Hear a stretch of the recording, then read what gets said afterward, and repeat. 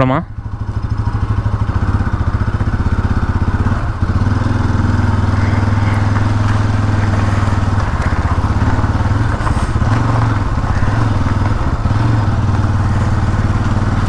அவ்வளோதான், கிளம்பியாச்சு. So hi guys, இந்த வீடியோ வந்து நீங்கள் எப்போ பார்ப்பீங்கன்னு சொல்லிட்டு தெரில. கண்டிப்பாக வந்து லேட் ஆகும்னு நினைக்கிறேன். அண்டு போன வீடியோ வந்து பார்த்துருப்பீங்க. போன வீடியோவா இல்லை அதுக்கப்புறம் நான் வீடியோ போடுவேன்னா தெரில. ஹெட்டு வந்து நம்ம வாங்கிட்டு வந்திருப்போம் இந்த வண்டிக்காக. ஹெட்டு வந்து இங்கே வானகரம் போயிட்டு வாங்கிட்டு வந்திருப்போம். அந்த வீடியோ வந்து பார்த்தவங்களுக்கு தெரிஞ்சிருக்கும். மெக்கானிக் கிட்டே வந்து எடுத்துகிட்டு போயிட்டு கொடுக்குறதா வந்து பிளானு. வாங்கிட்டு வந்துட்டு மெக்கானிக்கு ஃபோன் பண்ணி கேட்டோம், இந்த மாதிரி ஹெட்டு வாங்கியாச்சு தலை, எடுத்துகிட்டு வந்து உள்ளாமான்னு. ஆல்ரெடி 2-3 யமகா இருக்குது, அதனால் இப்போதைக்கு முடியாது, 10 நாள் ஆகும்ட்டாப்புல. நாங்கள் வந்து பொங்கல்லே முச்சே ஆகணும்னு சொல்லிட்டு முடிவு பண்ணிட்டோம். லேட்டானா வேலைக்கு ஆகாது, பொங்கலுக்கு வந்து கொடுத்து பொங்கல் முடிஞ்சோன்னா வந்து வண்டி வந்தே ஆகணும், ரெடி பண்ணி ஆகணும்னு சொல்லிட்டு நாங்கள் முடிவில் இருக்கிறோம். என்னடா இது லேட் ஆகிட்டே இருக்க மாதிரி. ஐயோ, லேட்டானால் வேலைக்கு ஆகுதுன்னு சொல்லிட்டு நாங்கள் என்ன பண்ணோன்னா, எங்கள் வீட்டு பக்கத்துலேயே வந்து ஃபஸ்ட்டு ஒரு மெக்கானிக் ஷெட் வச்சுருந்தார் ஒரு அண்ணா. அவர் வந்து இப்போ அந்த மெக்கானிக் ஷெட் வச்சு இல்லை, அவர் வந்து பார்த்தோம் எதிர்ச்சியாக. பார்த்துட்டு என்னன்னா கடையை தூக்கிட்டீங்களான்னு சொல்லிட்டு கேட்டோம். கேட்டதுக்கு இல்லைப்பா, இந்த மாதிரி பஜாஜ் ஷோரூமில் வந்து சேர்ந்துட்டேன் அப்படின்னாரு அவர். அது வந்து எப்போ கேட்டேன்னா, நேற்று வந்து நான் என் வண்டி கோன் செட் மாற்ற போனேன்ல, அங்கே தான் இருந்தார் போல் அவர். நான் கவனிக்க வேலை. அப்புறம் பார்த்தா அதே ஷோரூமில் தான் அவரும் இருக்கார், அங்கே தான் ஒர்க் பண்ணுறாரு போல். அப்புறம் ஹெட்டு வாங்கிட்டு வந்துட்டு போயிட்டு நேரில் விசாரிச்சுட்டு வந்தோம். இந்த மாதிரி வண்டியை வந்து வீடியோலாம் காமிச்சோம், எரிஞ்ச வீடியோ என்னென்னலாம் நாங்கள் பண்ணியிருக்கோம் வண்டியில் எல்லாமே சொன்னோம்.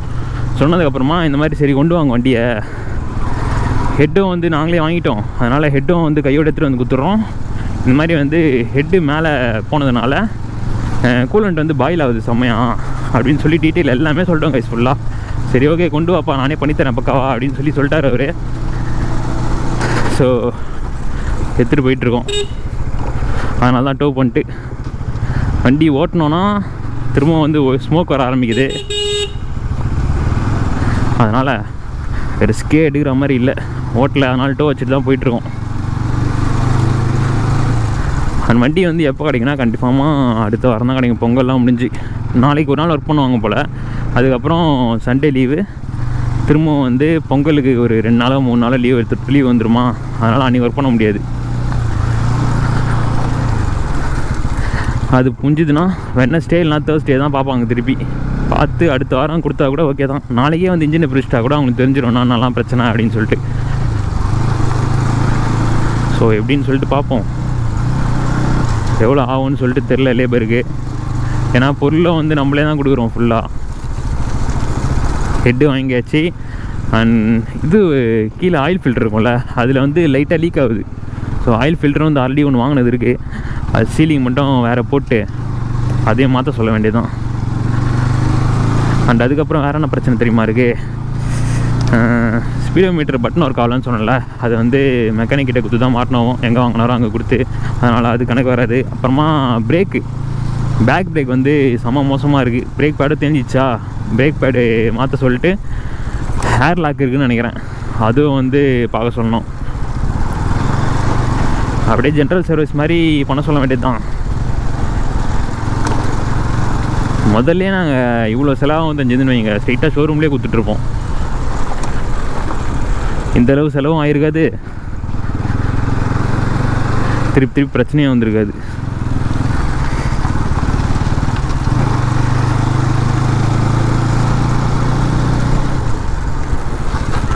அதுவும் கரெக்டாக அமையுது. இதுவும் நாங்கள் வந்து மெக்கானிக் கிட்ட கேட்டது 10 நாள் ஆகுன்றாரு. ப்ளஸ் நானும் வந்து எதாச்சியான எடுத்து போயிட்டு கோன் செட்டு ஷோரூம்லேயே மாற்றிட்டேனா, அங்கேயே வந்து இவரை பார்த்ததுனால விட்டுடலான்னு சொல்லி முடிவு பண்ணிட்டு கிளம்பிட்டோம். இதுக்கு மேலே லேட் பண்ண வேலைக்கு ஆகாது அப்படின்றதுனால இனி போயிட்டு வண்டியை விட்டு வர வேண்டியது தான். அவங்க நாளைக்கு பிரித்து பார்த்துருவாங்கன்னு நினைக்கிறேன், மேக்ஸிமம் பார்ப்போம்.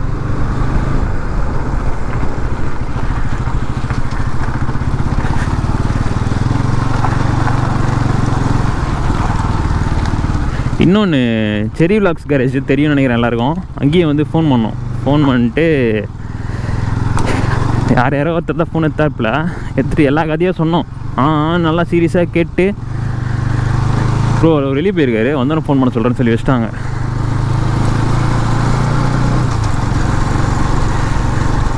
அதனால் சரி ஷோரூம்லேயே விட்டுருவோம்.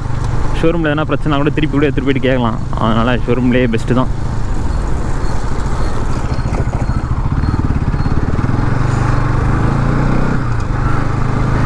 டேங்க் இல்லாமல் வண்டியை பார்க்கறதுக்கே ஒரு மாதிரி இருக்குது. ரோட்டில் எல்லாம் ஒரு மாதிரி பார்த்துட்டு போகிறாங்க. இது கூட பரவாயில்ல, டேங்காவது இருக்குது, ஃபுல்லாக ஃபேரிங்லாவது இருக்குது. நாங்கள் வண்டி எரிஞ்சு எடுத்துகிட்டு வந்தோம் பாருங்கள். எப்பா எப்படி இருந்துச்சு தெரியுமா? சீட்டெலாம் ஃபுல்லாக எரிஞ்சு வண்டியில் ஹேண்ட் பேக் கூட பிடிக்க முடியாது. ஒரு கவரை போட்டுன்னு வந்தோம் சீட்டில். ஆப்போசிட்டில் வேறு கிராஸ் பண்ணோம். நான் ஷோரூம் போயிட்டு கண்டினியூ பண்ணுறேன் இருங்க. அதான் பையனை எடுத்துன்னு போக போகிறோம் உள்ள. அது ஒரு காரில் அவர் தான் வந்து வீட்டாண்ட தெரிஞ்ச ஒரு மெக்கானிக்கு. இவர் இங்கே தான் ஒர்க் பண்ணுறாரு தெரிஞ்சால் முன்னாடியே தூக்கிட்டு வந்து விட்டுருக்கலாம் போல். ஏகப்பட்ட என்எஸ் வந்துச்சு கைஸ். ஆனால் ஸ்டாக்கிங்க வழி ஃபுல்லாக என்எஸ். நேற்று இங்கே ஃபுல்லாக காலியாக இருந்தது. செம்மையாக இல்லை வண்டி. இந்த வண்டி நான் என்ன ஓட்டியே பார்த்ததில்ல ஒரு வாட்டி கூட. யூஎஸ்டி ஃபோக்ஸு பயங்கரமாக இருக்கும். செம்ம ஒர்த்து இந்த ப்ரைஸ்க்கு இந்த புது மாடல் என்எஸ்.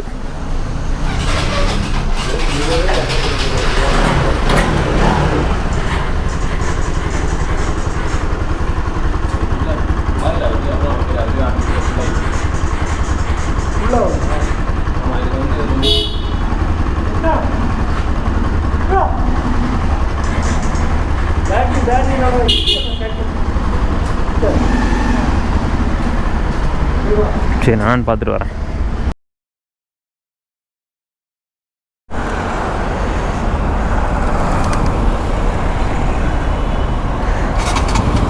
ஸோ கைஸ் இன்றைக்கி வந்து டேட் பார்த்தீங்கன்னா Jan 30 அண்ட் ஷோரூம்லேருந்து கிளம்புறேன். நம்ம வந்து அந்த என்எஸ் வந்து ஷோரூமில் விட்டுருப்போம் ஹெட்டு வந்து மாற்றுறதுக்காக. என்றைக்கு விட்டோன்னா பொங்கலுக்குலாம் முன்னாடி Jan 12 விட்டோன்னு நினைக்கிறேன். இன்றைக்கி வந்து 30. எவ்வளோ நாள் ஆயிடுச்சு பார்த்துக்கோங்க. இது வரும் பாருங்க வண்டி. போலாமா? ஆமாம் முன்னைக்கு பரவாயில்ல கிளச்சு. அது என்ன ஆச்சுன்னா வண்டியிலே ஸ்டாக்கில் ஹெட்டில் வந்து மேலே வந்து வேறு மாதிரி இருக்குது. ஹெட்டோட டாப்பில் அந்த பிஸ்டன்லாம் உட்காரணும்ல. ஸோ அந்த இடம் வந்து மேலே மோல்டு இல்லாமல் ஒரு மாதிரி ப்ளைனாக வருது. நான் ஃபோட்டோ சைடில் ஆட் பண்ணுறேன் கிடச்சிதுன்னா. அதுக்கப்புறத்து வந்து நம்ம புதுசு வாங்கி கொடுத்தோம்ல புது ஹெட்டு இல்லை, அதுக்கப்புறம் வர ஹெட்டு எல்லாமே 2 மோல்டிங் வந்து ஆட் ஆன மாதிரி இருக்குது. அதனால் வந்து ஷோரூமில் வேறு மாதிரி இருக்குதுன்னு சொல்லிட்டாங்க. நாங்கள் வந்து வாங்கினோம் திரும்ப ஹெட்டு, புது ஹெட்டு. அந்த கடைக்கு போயிட்டு அப்புறமா அசோக் பில்லரில் அந்த வின் ஆட்டோ இருக்குங்களா அந்த கடைக்கு போயிட்டு விசாரிச்சதுக்கப்புறமா அதுக்கப்புறத்துலேருந்து இப்படி தான் வருதுன்னு சொல்லி அவங்க கன்ஃபார்ம் பண்ணதுக்கப்புறமா பொங்கல்லாம் முடிஞ்சு பொங்கல் லீவில் வந்து சர்வீஸ் பண்ணல. ஸோ அதனாலே டிலே ஆகிடுச்சா. அப்புறமா 2 நாள் 3 நாள் வந்து அந்த ஹெட்டு என்ன பிரச்சனைன்னு சொல்லி சுற்றிருந்தோம். அப்புறம் ஹெட்டு வந்து அந்த ஹெட்டே செட் ஆகும்னு சொன்ன கன்ஃபார்ம் பண்ணதுக்கப்புறமா ஹெட்டு மாற்றியாச்சு. மாற்றிட்டு ஃப்ரைடே சாட்டர்டே போயிடுச்சு. போன வாரம் ரிப்பப்ளிக் டேன்றதுனால அன்றைக்கி ஒர்க் பண்ணல. இன்றைக்கி வந்து நேற்று வந்து கேட்டதுக்கு ஹெட்லாம் மாட்டியாச்சு, நாளைக்கு கொடுத்துருவாங்க கன்ஃபார்மான்ட்டாங்க. நீங்கள் இப்போ வந்து டைம் 5ஆவது கரெக்டாக. இப்போ தான் 2 பேரும் மாற்றி ஓட்டி பார்த்துட்டு வந்தோம். ஓகே தான். வண்டி சவுண்டு செம்மையாக இருக்குது கைஸ். இப்போது எவ்வளோ மோசமாக வந்து தெரியுமா? ஃபஸ்ட்டு 6 கீரும் போட்டு ஓட்டி பார்த்தாச்சு. ஆனால் கிளச்சுன்ற பாருங்க, கிளச்சும் வந்து லைட்டாக ஃபுல்லாக எங்கேஜ் ஆகாத மாதிரி இருக்குன்னு சொன்னால லாஸ்ட் டைம் சொல்லியிருப்பேன். அது இப்போ பரவாயில்ல. அண்டு லிவரும் கீர் போகிற லிவரும் வந்து ரொம்ப தூக்குன மாதிரி இருக்குது. கீரே போட முடியல. அதுவும் வந்து அட்ஜஸ்ட் பண்ணோம். அண்ட் பேக்கில் வந்து பிரேக் பேட் மாற்ற சொன்னாங்க. அதை மாற்றியும் வந்து பிரேக் பிடிக்க மாட்டேங்குது. அந்த பிஸ்டன் வந்து போயிடுச்சான். மாஸ்டர் சிலிண்டர் சொல்லுவாங்களே, அது வந்து மாற்றணும். பொறுமையாக தான் மாற்றணும் அதெல்லாம். ஸோ அவ்வளோதான். இதுக்கப்புறம் பிரச்சனை வராமல் இருந்தால் பரவாயில்ல. ஆல்ரெடி வந்து 2000 ரூபாய் அட்வான்ஸ் கொடுத்துருந்தோம். அண்ட் அதுக்கப்புறமா நிறைய பொருள், இன்ஜின் ஆயில், கூலண்ட் ஆயில் 2 வாட்டி டாப்அப் பண்ணி இது பண்ணி பிரேக் பேடு, அப்புறம் வந்து லேபர் ஒரு 1500 எல்லாம் சேர்த்து எவ்வளோ ஆச்சுன்னா 6500 ரூபா. ஹெட்டு சேர்க்காமல் சொல்கிறேன் நான். ஹெட்டு வந்து இப்போ கடைசியாக புதுசாக வாங்கணும்ல, அது சேர்க்காமல் சொல்கிறேன். ஹெட்டும் சேர்த்தோம் அப்படின்னா 10000 ரூபா கிட்ட ஆகிட்டு இருக்கோம். பா சொலையாக போகுது. 10000 ரூபா. வண்டியில் இன்னும் டேங்க் மாற்றலை. வீட்டுக்கு போயிட்டு டேங்க் மட்டும் மாற்றிட்டு ஓஆர்ஆருக்கு எத்தனை போனால் தான் தெரியும். ஒரு 10 கிலோமீட்டர் 20 கிலோமீட்டர் ஆச்சு 6 கீரம் போட்டு ஓட்டினா தான் வண்டியில் பிரச்சனை இருக்கா இல்லையான்னு சொல்லிட்டு நம்மளுக்கு தெரியும். இங்கே சந்தில் ஓட்டுறது வந்து வேஸ்ட், எதுவுமே தெரியாது நம்மளுக்கு. நான் வந்து ஓட்டி பார்க்கும்போதே வீடியோ ரெக்கார்ட் பண்ணியிருப்பேன். பட் ஆனால் வேணாம், நம்ம வந்து அடுத்த வீடியோ வண்டி ரிவீல் பண்ணுவோம்ல, அப்போ வந்து காமிக்கிறேன். ஓட்டி பார்த்து சொல்கிறேன் நான் எல்லாமே. இதுக்கப்புறமாச்சு வண்டி வந்து ஓடினா போதும், திருப்பி பிரச்சனை கொடுக்காம பார்ப்போம். வண்டியில் வந்து எல்லாமே கழட்டிட்டோம் நாங்கள். பேக்கில் டெயில் லைட், இண்டிகேட்டர்ஸு, ஹார்னு எல்லாத்தையும் வந்து இன்றைக்கி மாட்டிட்டு ஃபுல்லாக வந்து இன்ஜின் ஆயிலாக இருக்குது எல்லா இடமும். ஒரு வாட்டர் வாஷ் விடணும். நாளைக்கு வாட்டர் வாஷ் விட்டு நாளைக்கு ஈவினிங்கே ரிவீல் வீடியோ ஷூட் பண்ணுவோமா எப்படின்னு சொல்லிட்டு தெரில. பட் ஆனால் இந்த வீடியோவுக்கு அடுத்த வீடியோ கன்ஃபார்ம் ரிவீல் தான். இந்த வாட்டி கண்டிப்பாக ரிவீல் பண்ணிடலாம் கைஸ், கவலையப்படாதீங்க. நானும் வந்து தோன்னு சொல்லி எவ்வளோ நாள் ஆயிடுச்சு.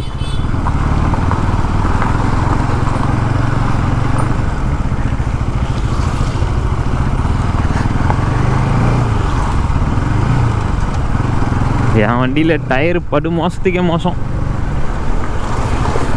டபுள்ஸில் போனால் கூட தெரியல, சிங்கிளாக போகும்போதெல்லாம் ஜாருது பயங்கரமாக. ஓட்டுவோம் இன்னும் ஒரு 1000 கிலோமீட்டர் முக்கி ஓட்டிட்டு டயர் மாற்ற வேண்டியது தான்.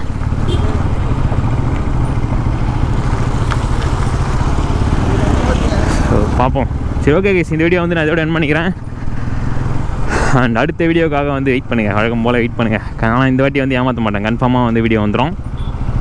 ஸோ நம்ம இதோட வண்டி ரிவீல் வீடியோவில் பார்ப்போம்.